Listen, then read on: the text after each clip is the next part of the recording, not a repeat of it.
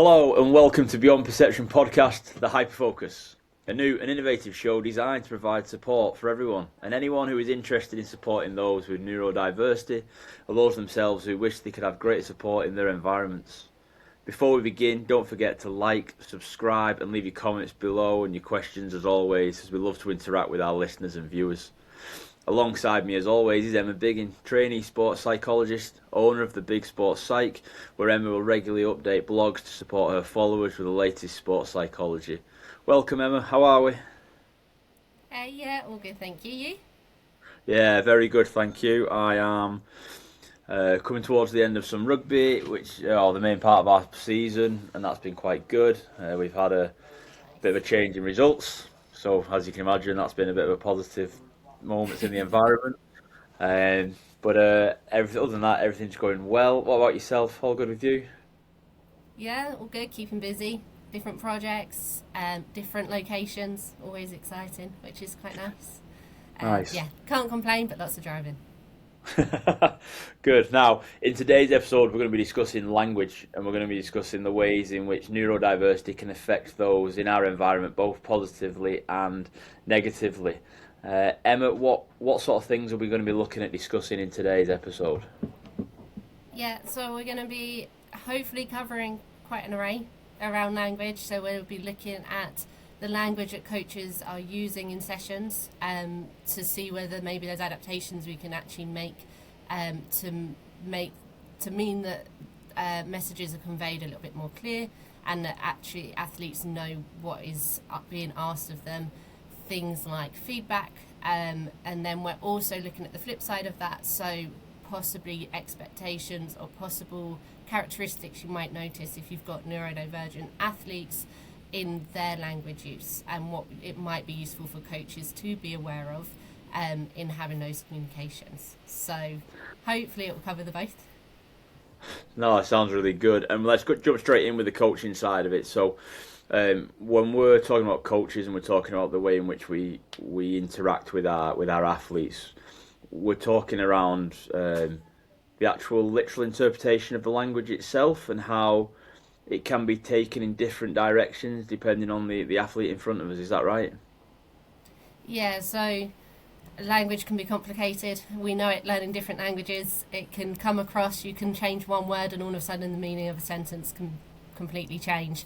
And we're looking at kind of the actual terminology we use, the way that we form it.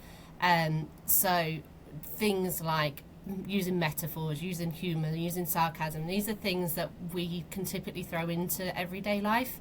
But for a neurodivergent person, this can be actually really difficult to interpret and understand and take meaning from, which makes that process of being in that environment, knowing what is being asked of them and what they need to do, quite difficult. Because things might be taken as complete truth when they're not, and other times it might be, okay, I'm not sure that that's true, and therefore I'm not sure now what to do with that. So there can be difficulties with the clarity of language. No, it's interesting you say that because I look at it from an ADHD point of view, and what I've definitely understood from my experiences, both lived and as a coach, would be is that there's two ways in which the neurodivergent ADHD person would interact. They're either like super focused, in like that hyper focus, so they live on every word you say and they can take it all in and they retain the information, and it becomes really, really powerful for them. But also, the flip side is that too much language, too much information, too many ways to explain one thing, and we become very easily lost in the actual key piece of information we're trying to take, the key understanding of what we're being asked to do, and it can actually become quite a clouded area where our athletes or the athletes themselves can struggle to really understand what it is we're asking them to do. Would that be the same for people maybe with an autism diagnosis? Yeah, so there's definitely similarities. I think one thing that can be really difficult, and I know athletes I've worked with have said this is a challenge they face, is when coaches stack tasks, and like you say, it's like, okay, we're going to do this and then this and this and this, and then we've got lots of different language going on around the outside of that, and actually we lose the crux of what's happening, and it's too much to kind of be processed in that one time. So a simple change could be maybe we do explain the whole exercise at the end, perhaps do a summary, so that if we have waffled, which we all do, and I'm sure we all do on this podcast, but if we waffle, we actually go back over and say, okay, these are your key takeaway parts. And then again, during that drill, if it's needed to go, okay, that was part one, we're now going to add this to it. It just makes it really clear and concise, because we love a waffle, is what we love to do. And that's huge. Like, we would very much in a coaching environment really push this idea of like a power of three, in terms of it's broken down into the three cleanest piece of information that the players need in front of them. So we break down the language as clean as it can be. I don't like the word simple. It's a bugbearer of mine, because simple's only for those who know what it is. So it needs to be clear, it needs to be obvious and nice and clean. And what we try and do within our coaching environment is we do it 3 times in 3 different moments on 3 different occasions, to try and keep reinforcing that opportunity of learning. Now, humour and stories and metaphors, and they can play quite a big part in how the language is interpreted. How have you experienced that with your athletes and in your profession? Yeah, so like I say, everyone's different. Some people will find things like humour, idioms, sarcasm much harder than other people might find it. But typically it can be something that's quite a challenging type of language for people with neurodiversity to interpret. So I know I've worked with athletes before where a coach has perhaps used an idiom that in a way would suggest to do one thing, and actually, because of the way the English language is, it is making you do the complete opposite. But because of how it's been heard, this athlete has actually held on to that as a rule, which can be quite common in autism. If you're told, okay, you have to do this, it's learned and that's what I do. But because it was actually the wrong interpretation of the language, it's being detrimental to the performance moving forwards, which can be really tough to undo, because then it's trying to explain why that's wrong and why the English language is saying, here's an idiom we've got, but it doesn't mean anything that it's trying to tell you right now, which is a really hard conversation to then have. Yeah, completely understand that. Unfortunately, I have been guilty in the past of that within coaching, where you do say some things and it's not meant in the way it's been said, but it gets interpreted and then it gets turned around. It can be quite a complicated sort of scenario. So it would always be around being clear of who your athletes are in front of you, understanding what your message is you're going to say prior to the session. So I suppose from a coaching point of view, some real intentional planning around your questioning and the way in which you're going to phrase something is going to be massive in terms of helping the athletes in front of us. Now, I'd also imagine that body language would be massively important in this, and almost like that non-verbal communication. And like an example again would be is that I know in which the cleanest example I can give is when you're at school and you get asked to go and see the head teacher, or when you're in work and you get asked to go in the boss's office. There's a non-verbal set of body language that comes with that, which puts people on edge straight away, because you're not normally going in them rooms and then seeing them people unless something's wrong, because we associate with it. And that example is for me is the way in which our body language can be described as well. So our arms folded and our frowning face could very much become a way of communicating with people, which says we're really unhappy, when it might not actually be. But what else would we need to consider when we're talking about like a non-verbal sort of language? Yeah, I think it's a really important point, because people forget that communication isn't just verbal. In fact, I think the statistic is that it's something like 80% non-verbal, our communication. We get much more from how people are stood, how people are looking, how people move. Now, obviously, certain neurodiversities might have more challenges with interpreting body language and non-verbal information. But definitely things like you say, those kind of meetings where you've got an authority figure and you've got someone coming into that room, even your positioning, are you stood when they come in, are you sat and being like, okay, sit down in front of me, and you're directly opposite them, really intense with that person, that can be put a lot of pressure on a person. I remember having a history teacher once, which feels really off topic, but he was trying to give us life skills, and he said, like, where do you stand when you knock on someone's front door? You don't stand in the middle of the door as close as you can, because when they open it, it's very confrontational. If you literally stood there, and we'd be like, whoa, what are you doing? So we kind of stand a little bit at the side. So there's lots of considerations around that. But I think even more broadly than our body language is also what other non-verbal communication is there. Well, there's the written language. So is it beneficial to have a whiteboard for a session that says, okay, part 1 of our session we're doing this, part 2 we're doing this, 3 we're doing this, here's your breaks? That gives a really clear indicator for people. Or is it drills that mean that you can communicate that spoken into something physical? So lots of options. And it's really interesting to bring that into it, because one of the things that we would do in our environment, and I've done it for a long time now, is that um, I would share a session plan with the players, but actually the session plan is actually it's quite limited in what they see, other than we might have a particular name for the type of session we're going to do, so the players already understand what sort of an environment it's going to be like that night. We would colour coordinate the session plan so that without reading what we're doing, you can see where it's contact, non-contact, from a rugby point of view, some elements of that. And the other big thing that I do try and push as much as I can is that I would probably name and label all of my activities, games, drills, so they'll have a name, which we try and teach to the players earlier on, so that what they can do is they could look at a session plan and go, right, tonight's quite a thinking session plan. There's lots of green, so I know there's not much physicality that I've got to do tonight, and I know that I'm doing like a Wiggy drill, a Leicester drill, a Bowser game, and all of a sudden they already have an idea of what that is, and that's there to try and put their minds into put some people's minds at ease, but also to probably give them prior knowledge so they can be a little bit more considerate around what it is they're coming into and think about how they want to interact then with that session. Now, yeah, I really love that. It's a really nice little segue, I would say, there, though, to flipping this. So we've looked at it right now in that coaching point of view.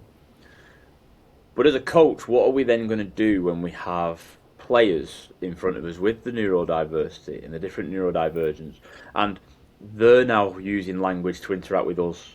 What things would we need to consider so that we can then maybe work with those players and understand what's going on? Yeah, so I think splitting this again, verbal, non-verbal, I think would be a really important way to kind of possibly have a look at this. So if we're thinking more the verbal language side of things, we've kind of got autism where you might notice people being maybe a little bit more blunt. And it's not being rude, it's kind of being quite direct to the point, and also maybe asking lots of why questions. A lot of the time you might find that people with autism want to know why they're having to do something, and that's not questioning your ability as a coach and being like, well, why would you get me to do that? It just helps to be like, well, I understand why I'm now having to do this drill, or why this is important to the match that we want to be playing, or whatever it might be. So a little bit more direct with autistic athletes, and maybe a lot of questions are explaining why we are doing this, and then maybe more on that ADHD side, things like quite fast-paced speech. You might notice a bit more disorganized speech as well, so it might feel a little bit scrambled, and sometimes just a little bit of support to try and help put that together, in maybe whether it's the right order or whether it's a timeline, that type of thing. So there are definite considerations on that side of things. Yeah, so there's definitely a way of being able to understanding the athlete in front of you, but then trying to understand how they verbalise with you. I suppose is basically what we're trying to say there, and understand that actually sometimes that abruptness is not a case of being rude. It's just that's the way they process it and they say it. So I think that's a really good thing for our our coaches to also be aware of when they're listening to their athletes. Now, the non-verbal one I find really interesting, in the fact that, and I mean, you can see non-verbal language in many different ways, and it's really hard sometimes, probably, to interpret what it really means. But the children who sometimes are kicking the mud and they're pulling grass and they're looking at the trees and they're looking like, they're looking at other teams that are training around you, or they just seem, like they are focusing on lots of other things. Now, from an ADHD point of view, that could very much be like a stimming in a way, being able to keep themselves focused. I think we mentioned stimming in one of our previous episodes, and I've got no doubt we'll mention it throughout, because it's probably quite a common thing that us ADHDers will do. But it's being aware of, actually, when is it not disruptive to others, so that that person can be free to be able to process their information how they need to process it, and probably when does it become slightly distracting, so that, I think back to when Noah was under sevens, one person with grass is fine if no one sees it, but all of a sudden everyone's picking grass and throwing it at each other, then you've got chaos. So understanding that balance is probably very important, isn't it?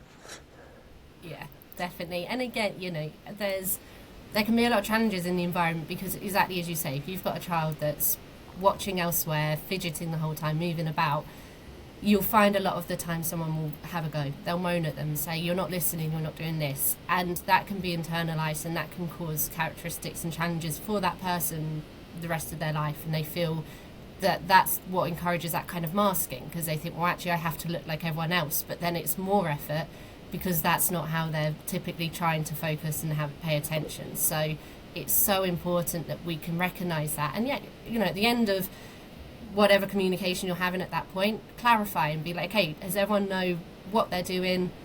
Are you sure that we've got this? So that you can go over and make sure that message has gone across, but everyone's going to be interpreting it in a different way. Similar with autism, if you're having a conversation and they're not making eye contact, it's not about forcing that person to make eye contact with you.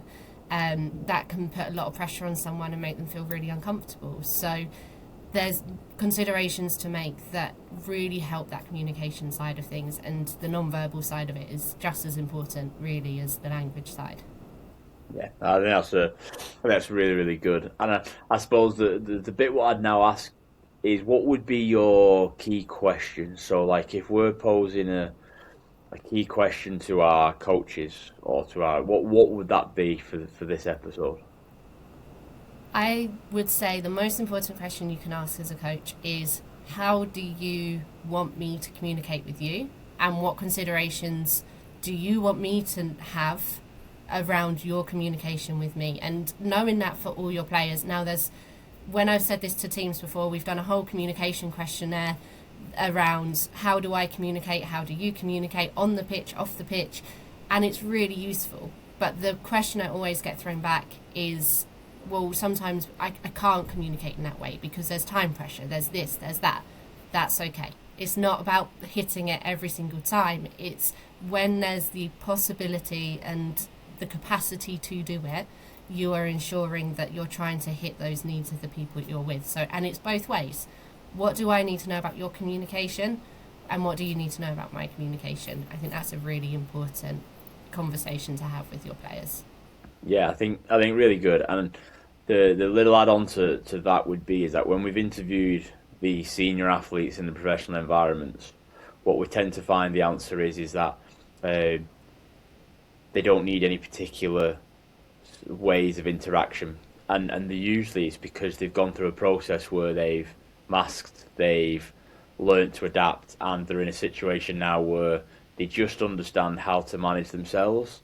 Where I think this question goes now to, how do we support the younger athletes so that when they get older, they have a better understanding themselves of how to interact with the people around them, so that they can access the session, and be able to access the learning so much cleaner and more effective for themselves. So I think it's a brilliant question. Um, I think I'm pausing now because I'm kind of thinking that would be probably the end of an episode. That feels quite a decent little. Are you okay with Yeah, that? Sweet. So I just need to think quickly about how to kind of say. thank you, and uh, right, there'll be a break, and Reese will do the editing bit. Always it. Ah, yeah, that's fine. Emma, I think that's a great way to wrap up the episode. I think in what we've discussed around how coaches can consider the language and how they support their athletes. We've had a discussion around what as coaches we might need to just be aware of with the players in front of us, and sometimes what that means with how an athlete might be presenting themselves and how they use language. I think it's been a really good and useful informative episode. So thank you very much for your time today. Not at all. Thank you. And thank you to the listeners and viewers. We look forward to your comments below, and we'll see you all in the next episode. Take care. Bye.